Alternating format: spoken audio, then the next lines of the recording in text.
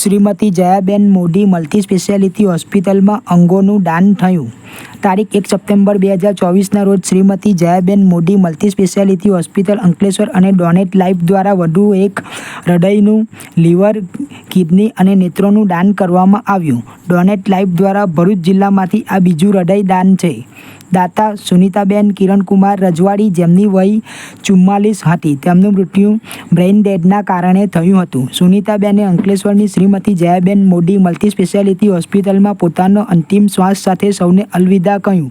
તેમનું શરીર હવે આ જગતમાં જીવિત નથી, પણ તેમના દ્વારા દાન કરવામાં આવેલ હૃદય, લીવર, કિડની, નેત્ર જે ક્યાંક ને ક્યાંક કોઈને નવું જીવન આપવા જઈ રહ્યું છે. તેઓ પોતાના અંગોનું દાન કરીને તેઓ સૌના હૃદયમાં અમર થઈ ગયા છે. તેઓના આ દાનથી 5 લોકોનું જીવન બચાવવામાં આવશે. અમે સુનીતાબેન કિરણકુમાર રજવાડીના પુત્રને બ્રેઇન ડેડ જાહેર કર્યા પછી તેમની માતાના મહત્વપૂર્ણ અંગોનું દાન કરવાના બહાદુર નિર્ણય માટે સલામ કરીએ છીએ. પ્રત્યારોપણ hospital, heart UN Mehta hospital Ahmedabad, liver અને kidney dual transplant Zydus hospital Ahmedabad, kidney Ahmedabad, corneas GC Nahar eye bank, Shrimati Jayaben Modi સંચાલિત હોસ્પિટલ અંકલેશ્વર. આ મહાન કાર્ય માટે સુનીતાબેનના પરિવારજનો અને આ કાર્ય સાથે જોડાયેલા તમામ વ્યક્તિઓનું શ્રીમતી જયાબેન મોદી મલ્ટી સ્પેશિયાલિટી હોસ્પિટલના મેડિકલ સુપ્રિન્ટેન્ડન્ટ ડૉક્ટર આત્મી ડેલીવાળા દ્વારા કરવામાં આવ્યું હતું. મારું નામ આકાશ રજવાડી છે અને મારા મમ્મીનું નામ સુનીતા રજવાડી છે. તેમનું બ્રેન હેમરેજને કારણે અહીંયા જયાબેન મોદી હોસ્પિટલમાં એડમિટ કર્યા હતા. તેમનું બ્રેન કમ્પ્લીટલી ડેડ થઈ ગયું હતું, એટલે અમે એમના ઓર્ગન્સ ડોનેટ કરીએ છીએ.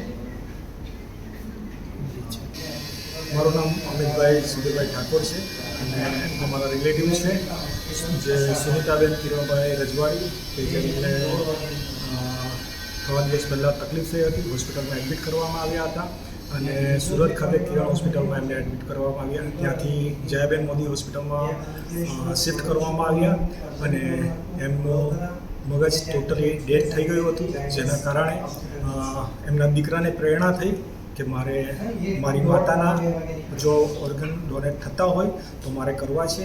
અને એ બાબત અમે સ્થાનિક ટ્રસ્ટીગણને જણાવી અને એમના દ્વારા અમને સલાહ સૂચન આપવામાં આવી.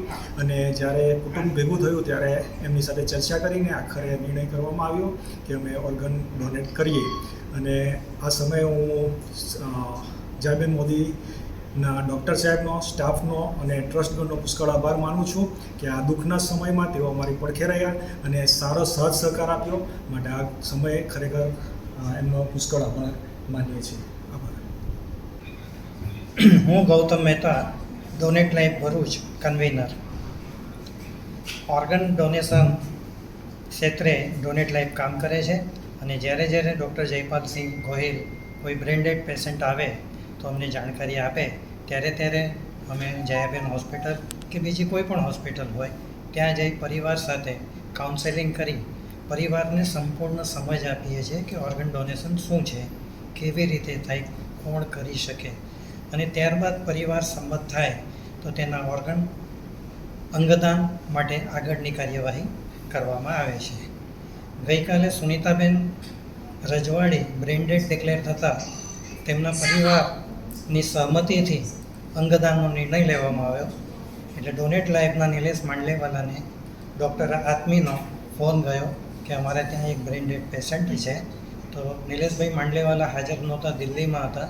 એટલે સુભાષભાઈ તરત જ અહીંયા જયાબેન મોદી હોસ્પિટલ ખાતે આવી પરિવાર સાથે વાત કરી, પરિવારને સમજાવી, સમજ આપી ઓર્ગન ડોનેશનની કાર્યવાહી હાથ ધરી. સુનીતાબેનનું હાર્ટ અને કિડની અને લીવરનું અંગદાન કરવામાં આવે એવી શક્યતા અત્યારે છે. એમનું હાર્ટ અમદાવાદ જશે યુએન મહેતા હોસ્પિટલમાં, કિડની અને લીવર ઝાયડસ હોસ્પિટલ અમદાવાદ જવાનું છે. હવે આગળની વાત ડૉક્ટર આત્મી કરશે. નમસ્કાર, હું ડૉક્ટર આત્મી જયાબેન મોદી હોસ્પિટલમાં મેડિકલ સુપ્રિન્ટેન્ડન્ટ તરીકે કાર્યરત છું. ગઈકાલના સવારના અહીંયા એક પેશન્ટ 1-2 દિવસથી એડમિટ હતું જયાબેન મોદી હોસ્પિટલના આઈસીયુમાં, જેમનું નામ હતું સુનીતાબેન રજવાડી, ઉંમર વર્ષ 44 વર્ષ. એ એક બ્રેઇન હેમરેજની બીમારીથી પીડાતા હતા છેલ્લા 10 દિવસથી. બે હોસ્પિટલમાં એમની ટ્રીટમેન્ટ થઈ, ના સારું થતાં જયાબેન આવ્યા. જયાબેનમાં એક દિવસ સારો રહ્યો, પણ પછી બિકોઝ કે બહુ આગળ વધી ગઈ હતી બીમારી, તો મગજનો સોજો વધી જતાં એમનું મગજ ની બ્રેઇન ડેડ એમને ડિક્લેર કર્યા ગઈકાલે સવારે. એના પછી એઝ યુઝ્યુઅલ હોસ્પિટલની જયાબેન મોદી હોસ્પિટલના પ્રોસેસ અકોર્ડિંગ રિલેટિવને કાઉન્સિલ કરવામાં આવ્યું કે જો કોઈ પેશન્ટ બ્રેઇન ડેડ હોય તો તમે ઓર્ગન ડોનેશનનો લાભો લઈ શકો છો અને એ પુણ્યનું કામ કરી શકો છો. આકાશભાઈ હતા જે પેશન્ટ છે, એમના સન છે, એમના પેશન્ટના ફાધર અને એમના જે બાકીના રિલેટિવ છે એમને સમજાવવામાં આવ્યું અને એમનો તરત જ અડધો કલાકમાં રિપ્લાય આવ્યો સામેથી કે અમે રેડી છે કરવા માટે. કંઈ બીજું વિચાર્યા વગર તરત they agreed to do the organ donation. એ બધું થતાં પછી હોસ્પિટલ જે એનજીઓ સાથે એસોસિએટેડ છે, જે ડોનેટ લાઈફ છે, જે આ ક્ષેત્રમાં ખૂબ સારું કામ કરે છે આખા ગુજરાતમાં, એમને ઇન્ફોર્મ કરવામાં આવ્યું. એ હેડ કરે છે નિલેશ માંડલવાલા સર, સુરત બેઝડ છે એ એનજીઓ, અને એમના કન્વીનર ગૌતમભાઈ છે જે ભરૂચનું કોઓર્ડિનેશન કરે છે. તો એમને એ આખી ટીમને જાણ થતાં સુભાષભાઈ અને એ લોકો સુરતથી નીકળ્યા, ગૌતમભાઈ ભરૂચથી અહીં અંકલેશ્વર આવવા માટે નીકળ્યા.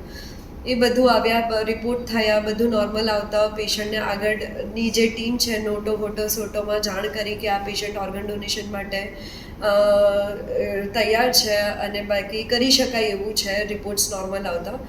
એ કર્યા પછી આખી રાતના કન્ટિન્યુઅસ અમારી જે આઈસીયુની ટીમ છે, ડૉક્ટર તુષાર, ઇમરાન બ્રધર અને બાકીના જેટલા પણ ડૉક્ટર્સ એન્ડ સિસ્ટર્સ છે કન્ટિન્યુઅસ કોન્ટેક્ટમાં હતા with the Zydus hospital, UN Mehta hospital, કે શું રિક્વાયરમેન્ટ છે, કેવી રીતે થશે આગળની પ્રોસેસ.